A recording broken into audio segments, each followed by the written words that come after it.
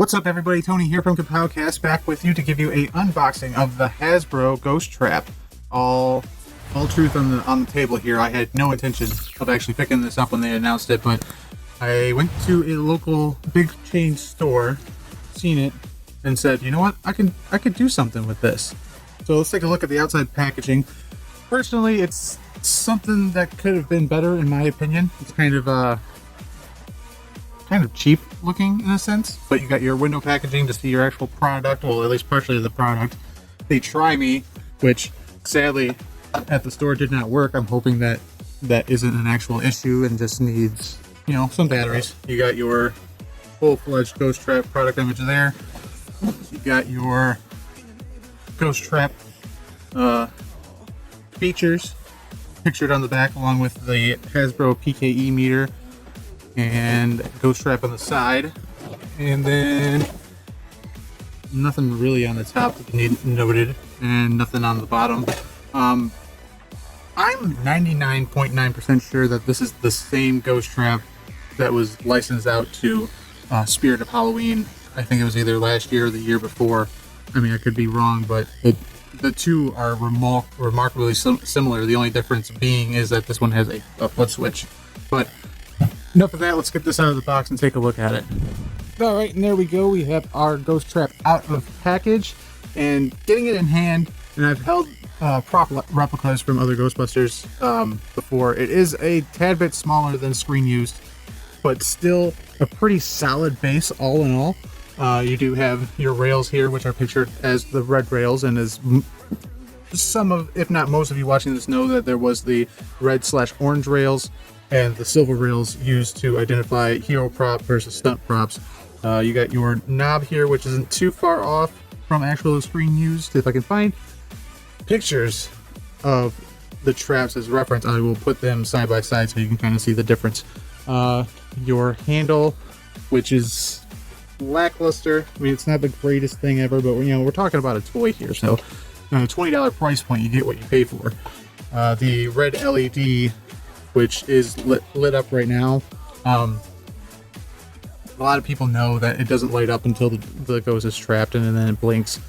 On this side, you've got your vector plates and your resistor, which is, once again, and we're talking about a $20 toy, so I know that I can't be too harsh on this, but being a Ghostbuster fan is kind of hard. This is where the batteries are. The instructions that you get don't really tell you where said batteries are. They just kind of say remove the battery compartment lid, but never show you actually where it is, so that's kind of idiotic in my opinion. But luckily I found it, and you just remove that one screw and then this pops off, and there's your batteries, 2 AA's. We got our other knob here, which I can't remember if it's this one or the other one, is more of like a pointed knob. Once again, if I can find them, there'll be pictures next to over here somewhere, I don't know where.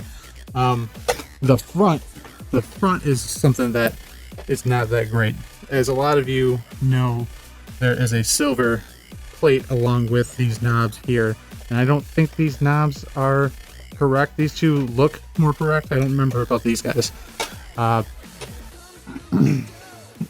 wheels themselves are kind of flimsy. Not terrible, but I would rather have something a little bit more beefier if you're not on something that isn't like a completely smooth surface. I don't think these are going to roll all that great. This is good for your weekend warrior Ghostbuster. You got a little belt attachment, so you can put it on your utility belt, your Ghostbuster utility belt. But as a lot of you know, there is the V-hook right in the center here. That's where it attaches to the holster. These guys, these lights, it's, I don't know. Like, okay, it's cool, it'll pass off for like a decent Halloween costume, but cosplay wise, like, I think this is just a little bit too toy shop. But like I was saying before, this is a really, really, really good base to kind of customize and use some parts from like third-party companies like was it Throne Chicken and a couple other people that you can find on Etsy to get these resistors and these vector plates and these knobs and kind of customize this and morph it and make it look a little bit more screen accurate. People have done it with the spirit traps already, so I don't see why this wouldn't be an issue. It's just the factor of downscaling everything so that it looks good on this trap, but also meets the screen used prop so that it looks legit. One other thing I didn't mention is you got your on and off switch right here up by the LED light, so you don't have to have these on all the time. This could easily be swapped out with a toggle switch like there is on the original battery compartment. And as for functionality, not terrible. It does have some cool sound effects that come out of it. I will present you with it and kind of put the microphone, if I can get it down by the speaker, pick up some of the audio from the box itself.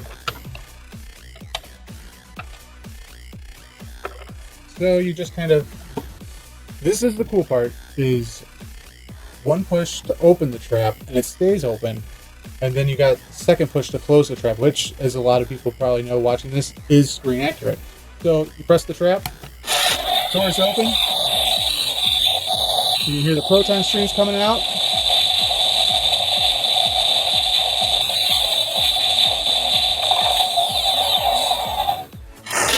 That's one sequence. And there's this sequence.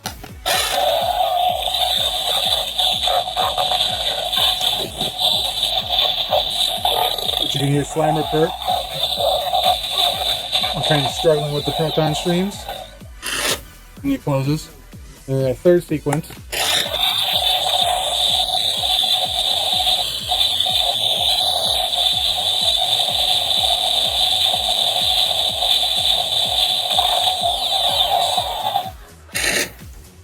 And I don't know if there's one more, that's it. You can kind of hear Slimer struggling a little bit more. On the boat.